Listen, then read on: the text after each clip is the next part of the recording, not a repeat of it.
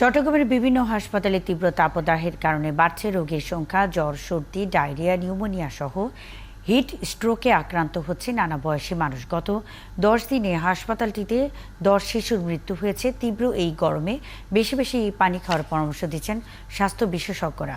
বাবুন পালের ক্যামেরায় আরও জানাচ্ছেন রাজীব বড়ুয়া। নিউমোনিয়ায় আক্রান্ত 11 মাসের শিশু আদিবা হাসপাতালের বেডে মায়ের কোলে শুয়ে আছে নিশ্চুপ হয়ে। আদিবার মা জানান, প্রচণ্ড গরমের কারণে নিউমোনিয়ায় আক্রান্ত হয়ে গত 3 দিন ধরে হাসপাতালে ভর্তি আছেন তারা। গরমের কারণে নাক দিয়ে পানি পড়তো, ঠান্ডা লেগে গেছে গরমের কারণে, গরম ঠান্ডা একসাথে পাইছে। আদিবার মতো আরও অনেক শিশুই জ্বর সর্দি নিয়ে ভর্তি হয়েছেন চট্টগ্রাম মেডিকেলে।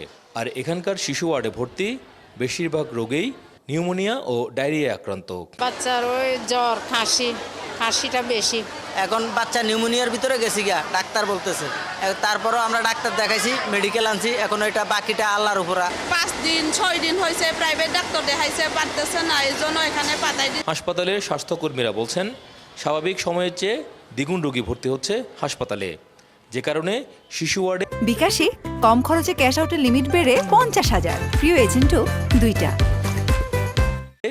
একই বেডে 2 জন রোগী রাখতে বাধ্য হচ্ছেন তারা। নর্মাল কিন্তু আমাদের রুগী এমনিতে কমই থাকে, কিন্তু এখন গরমকালের তুলনায় ওটা এখন দ্বিগুণ হয়ে গেছে। ম্যানেজ করাও খুব একটা কঠিন, যেহেতু গরমকাল, ডায়রিয়া রুগীও বেশি, অন্যান্য জ্বর, ওয়েদারও চেঞ্জ হচ্ছে, ওই জন্য আমাদের রুগীও বেশি এখন। এদিকে শিশু বিশেষজ্ঞরা বলছেন, গরমের তীব্রতা বাড়ায় নানা রোগে আক্রান্ত হচ্ছে শিশু ও বয়স্করা। তাই অভিভাবকদের সচেতনতার পাশাপাশি পর্যাপ্ত পরিমাণ বিশুদ্ধ পানি খাওয়ার পরামর্শ তাদের।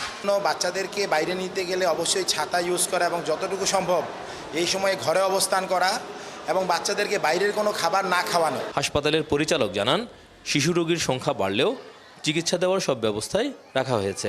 আমাদের যে রুগীগুলো আসছে, স্পেশালি আমি নিউমোনিয়া রুগীর কথা বলবো, যারা অনেক দেরি করে আসছে, যাদের বিপজ্জনক পরিণতি হয়েছে, সেটা হয়েছে আসার 1 ঘন্টার মধ্যেই। চট্টগ্রাম মেডিকেলের শিশু ওয়ার্ডে নিউমোনিয়া ও ডায়রিয়া আক্রান্ত হয়ে চিকিৎসা নিচ্ছেন 314 জন। আর গত 10 দিনে এখানে মারা গেছে 12 জন শিশু।